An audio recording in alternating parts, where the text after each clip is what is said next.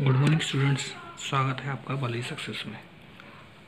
आज हम पढ़ने जा रहे हैं हेनरी के नियम का एक न्यूमेरिकल। जो मैंने हेनरी का नियम आपको पिछला समझाया था, ये आप प्रीवियस वीडियो में देख सकते हैं। उसका एक न्यूमेरिकल आज मैं समझाने वाला हूँ। ज़्यादा से ज़्यादा कोशिश कीजिएगा समझने की। नहीं समझ में आ सकता है तो आप पूछ सकते हैं। फिलहाल कोशिश मैं पूरी करूँगा कि आपको समझ में आ जाए। ठीक, देखिए क्वेश्चन क्या है पहले।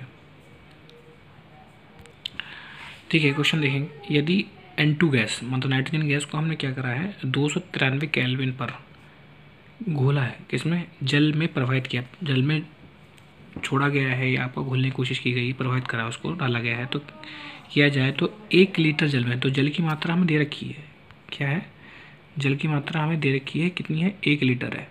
जल में कितने मिली मोल का मतलब है जो कितने मोलों की संख्या मिलीग्राम में, मिलीलीटर में निकाल ली, कितने निकाली, मिलीलीटर में निकाल ली है। तो मिलीलीटर में निकालने के लिए हम 1000 से गुणा और कर देंगे। तो कितने मिली मोल में नाइट्रोजन गैस विलय होगी, मतलब नाइट्रोजन गैस कितनी विलय होगी, किसमें, 1 लीटर जल के अंदर, अगर इतने टेम्परेचर पे हो। तो हमें क्या क्या दिया हुआ है, नाइट्रोजन गैस का आंशिक दाब, खुद दाब कितना लगाती है, वो इतना दाब बार का दाब लगाती है। फिर आपका ये है, आप जो तथा दिया हुआ है कि 293 केल्विन पर नाइट्रोजन के लिए KH का मान, मतलब होता है हेनरी नियतांक। ये हेनरी नियतांक है आपका 76.48 मतलब 76.48 के बार है। इतनी इसकी वैल्यू हो गई है KH की वैल्यू की। तो हमारे पास सबसे पहले हम ये क्वेश्चन करेंगे। तो क्वेश्चन में देखेंगे हम क्या क्या चीज़ हमें दी हुई है। पहले लिखेंगे, हमें दिया हुआ है नाइट्रोजन गैस में प्रवाहित की गई तो 1 लीटर जल में, तो जल की मात्रा कितनी है पहले लिख देंगे। जल का आयतन ये दिया हुआ है, लिखेंगे दिया है, क्या दिया है, जल का आयतन।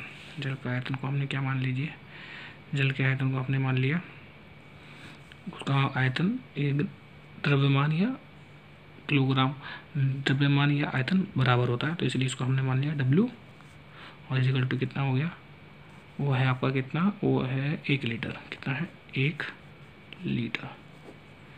1 लीटर मतलब 1000 ml, 1000 ml में आ गया। फिर दूसरा क्या दिया हुआ है, फिर आपको दिया हुआ है कितने मिली मोल नाइट्रोजन गैस विलय होंगे, तो उसका दिया हुआ है, आपका दिया हुआ है नाइट्रोजन गैस का आंशिक दाब। लिखेंगे नाइट्रोजन गैस का आंशिक दाब, आंशिक दाब का मतलब P दिया हुआ है। आंशिक दाब कितना है, 0.987 बार, ये बार में है, बार इसकी यूनिट होती है दाब को नापने की। अच्छा, एक तथा 273 केल्विन पर नाइट्रोजन के लिए KH का मान, तो हेनरी नियतांक KH, इसका वो कितना दे रखा है, वो 76.48 किलो बार के बार दे रखा है। अब ध्यान ही रखना है कि यहाँ किलो बार दे रखा है और हमें क्या निकालना है, बार में, हमें निकालना है बार में। तो हम क्या करेंगे, इसमें 1000 से मल्टीप्लाई और कर देंगे। इसका मतलब है 170.648 गुणा 10 की घात कितना, 3 बार। अब ये किलो बार से बार में चेंज हो गया है, ठीक है। फिर नेक्स्ट क्या है, अब हमारे पास ये इतनी चीज़ें हमारे पास दी हुई हैं, इसको हमने रख लिया है। अब हमें देखना है कि हमें क्या पूछा गया है। वो तो मोल अंश पूछ रहा है, किसके पूछ रहा है, नाइट्रोजन गैस के। तो हम सबसे पहले क्या करेंगे, हम हेनरी का नियम के अनुसार इसके जो है आपका मोल अंश निकालेंगे। मोल अंश से फिर मोलों की संख्या निकाल लेंगे।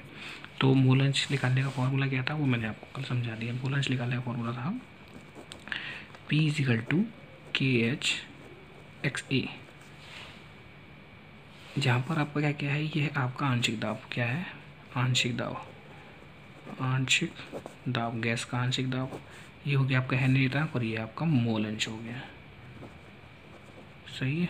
अब मान लीजिए, क्योंकि ये हम किसके लिए निकालने की चीज़ें हमें ज़्यादा दी गई हैं, किसके लिए दी गई हैं, नाइट्रोजन के लिए दी गई हैं। ये भी हेनरी नियतांक जो है नाइट्रोजन का दिया हुआ है और नाइट्रोजन का ही आंशिक दाब भी दिया हुआ है, 2 चीज़ें दी हुई हैं। तो इन दोनों की जब हम बनाएंगे तो नाइट्रोजन के लिए बनाएंगे, तो लिखेंगे P/N2, आंशिक दाब किसका, नाइट्रोजन का। फिर KH किसके लिए, नाइट्रोजन के लिए। ये नाइट्रोजन चलेगा, ये भी नाइट्रोजन चलेगा, तो ये XA की जगह N2 लिख देंगे। ये टोटल नाइट्रोजन के लिए बन जाएगा, नाइट्रोजन गैस के लिए, नाइट्रोजन गैस के लिए टोटल नाइट्रोजन के लिए बन जाएगा। अब हमारे पास दिया गया क्या है वो रखेंगे। आंशिक दाब दिया हुआ हमारे पास, देखें P दिया हुआ नाइट्रोजन के लिए, वो कितना है 0.987 बार। KH की वैल्यू कितनी है, KH की वैल्यू ये रही आपका 76.48 गुणा 10⁻³ बार मल्टीप्लाई XN2 ये रह दिया जो ऑलरेडी था। हमें यही याद करना है, पहले मूलांश निकालना है, फिर मूलांश से मूलों की संख्या याद करेंगे। तो हम क्या करेंगे, ये हो जाएगा आपका XN2 और ये 0.987 अपॉन 76.48 10⁻³ ठीक है। तो इस प्रकार से इसको जब हम इससे डिवाइड करेंगे तो इसका आंसर आ जाएगा आपका 1.29 10⁻⁻5। कितना आ जाएगा 1.29 10⁻⁻5, क्योंकि यहाँ से एक पॉइंट यहाँ किसका आएंगे आप, तो ये कितना बन जाएगा, यहाँ बन जाएगा आपका 4, ऊपर जाएगा 4 और पॉइंट एक किसका यहाँ लाएंगे तो ये 5 में कन्वर्ट हो जाएगा हमेशा, क्योंकि ये माइनस का जाएगा, उधर भी माइनस का एक और आ जाएगा, तो 2 माइनस एक माइनस का और हो जाएगा, तो आपको माइनस के 5 आ जाएंगे। इस प्रकार ये आपके मूलों की संख्या, ये आ गई आपका XN2 की वैल्यू। किसकी वैल्यू आ गई, XN2, मतलब मूलांश किसके, नाइट्रोजन के मूलांश निकल गए। अब हमें क्या करना है, हमें मूलों की संख्या ज्ञात करनी है इसकी। तो मूलों की संख्या ज्ञात करने के लिए हमें क्या करना पड़ेगा, एक फॉर्मूला लगाना पड़ेगा। फॉर्मूला कैसे निकलता है, वो ये है, वह है मूलांश वाला फॉर्मूला। मूलांश का फॉर्मूला ये है कि हमारे पास हम मूलांश लेते थे XA = NA + NB, ये वाला फॉर्मूला लगेगा अब इसमें आगे। कैसे, ये है आपका मूलांश, किसका मतलब, इसका मतलब विलय का मूल अंश, ये विलय के मूलांश है। ये है विलय के मूलों की संख्या, यह विलय के मूलों की संख्या, और ये है आपका विलायक के मूलों की संख्या। सब विलय के मूलों की संख्या, विलय के मूलों की संख्या, विलायक के मूलों की संख्या, तीनों चीज़ें हो गई। अब हमारे पास पता है कि हमें विलय क्या है, विलय हमारे पास है नाइट्रोजन गैस, और विलायक क्या है, विलायक है जल, क्योंकि क्वेश्चन में सभी उसमें पहले देख चुके हैं। अब 1 लीटर जल में क्या घोला जा रहा है, आपका नाइट्रोजन गैस घोली जा रही है, तो जो जल है वो आपका विलायक हो गया, जो नाइट्रोजन गैस है वो क्या है, विलय हो गया। तो हम वही लिख देंगे, क्योंकि हमें निकालना है ये, A की जगह हमने सब जगह नाइट्रोजन लिख देंगे और B की जगह पर H2O लिख देंगे। ठीक है, तो ये क्वेश्चन में क्या हुआ, वो है NN2, XN2 हो गया, ये हो गया NN2, फिर NN2 + NH2O। ये मैंने क्या करा है, क्योंकि मुझे मूलांश निकालने, मूलांश दिए जो है हमारे पास दिए हैं, जो निकल के आए हैं वो किसके हैं, नाइट्रोजन के। तो जो मूलों की संख्या वो भी नाइट्रोजन की होगी, तो नाइट्रोजन की मूलों की संख्या प्लस ये विलय और विलायक दोनों का योग हो गया है। विलय नाइट्रोजन था और विलायक आपका जल था, इन दोनों का योग करके ऊपर जिसकी निकालनी है उसके ऊपर रख देंगे वैल्यू। ठीक, अब हमें ज्ञात ये करना है, तो हम क्या करेंगे, इस वाली वैल्यू पहले उनके, इसमें से हमें ये पता है, ऊपर पता चल गया है, ये नहीं पता है, ये नहीं पता है, ये भी नहीं पता है, तो हम पहले मोलों की संख्या निकाल लेंगे, किसके लिए, जल के लिए।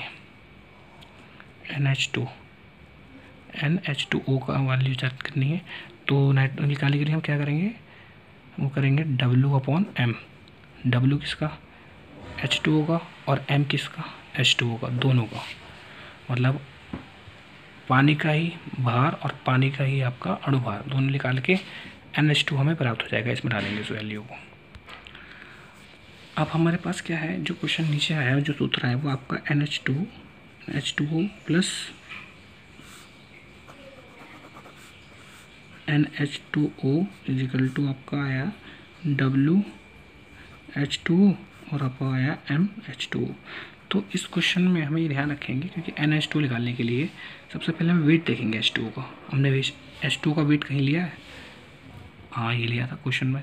जल का आयतन सबसे पहले कितना लिया था, 1 लीटर, इसका मतलब 1000 ml, तो ये 1000 ml रख देंगे, 1000, क्योंकि जल का आयतन एक उसकी आपका घनत्व जो होता है एक होता है, वही उसका आयतन भी होता है और वही उसका द्रव्यमान भी होता है। तो इसीलिए 1000 ग्राम इसे लिख सकते हैं। 1000 ग्राम हो गया, 1000 ग्राम हुआ। और 1000 ग्राम होने के बाद हम इसमें रखेंगे अणुभार। जल का अणुभार कितना होता है, H2O का अणुभार होता है आपका 2 × 16 = 18 अणुभार होता है। अपन 18 कर देंगे।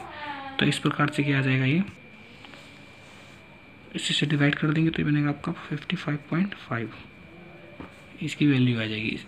18 से 5 को डिवाइड करके देख लीजिए, 55.55 ये आ जाएगा आपका NH2 की वैल्यू, मतलब मोलों की संख्या, जल के मोलों की संख्या निकल के आ जाएगी। तो अब हमारे पास जल के मोलों की संख्या निकल गई है और हमारे पास क्या निकल गया है, हमारे पास NX2 दिया हुआ था। तो हम उस वाले फॉर्मूले में रख देंगे, इस वाले फॉर्मूले में। नीचे जो हमने फॉर्मूला बनाया था वो फॉर्मूला क्या था, वो फॉर्मूला था आपका, वो था XN2 =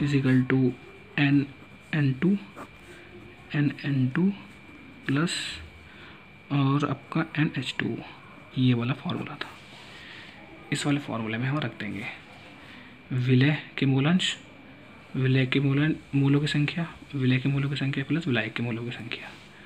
तो हमारे पास क्या है, XN2 था क्वेश्चन में, देखिए XN2 की वैल्यू कितनी थी, 1.29 10⁻⁻5। तो ये हो जाएगा 1.29 10⁻⁻5, इतनी वैल्यू थी इस N2 की। दूसरी वैल्यू, इसकी हमें वैल्यू निकालनी है तो इसे ऐसे रख देंगे XN2 NXN2 प्लस इसकी वैल्यू हमने ऊपर निकाल ली है, ये देखिए 55.5। अब हम जानते हैं जब विलय और विलायक मिलाया जाएगा तो क्या बन जाएगा, विलयन बन जाएगा। तो इसकी वैल्यू जो है वो ख़त्म हो जाएगी, बहुत छोटी हो जाएगी, क्योंकि ये बहुत कम घुलेगा ना, मिलीमोल में घुलेगी लगभग। तो इसकी वैल्यू बहुत कम हो जाएगी और ये पूरा विलयन बन जाएगा। तो इसीलिए हम इसे निगलेक्ट कर देंगे। किसे निगलेक्ट कर देंगे, N2 को निगलेक्ट कर देंगे। किसके मुकाबले में, जल के मुकाबले में। ये घुल के पूरा गायब हो जाएगा। तो 1.29 10⁻⁻5, तो बचेगा क्या, N2 अपॉन नीचे बचेगा 55.5। N2 को छोड़ने पर क्यों छोड़ने पर, क्योंकि ये बहुत कम माना जाता है, बहुत कम हो जाएगा, क्योंकि विलय बहुत कम हो जाएगा, इसलिए बहुत कम माना जाता है। इसलिए हमने क्या कहते हैं,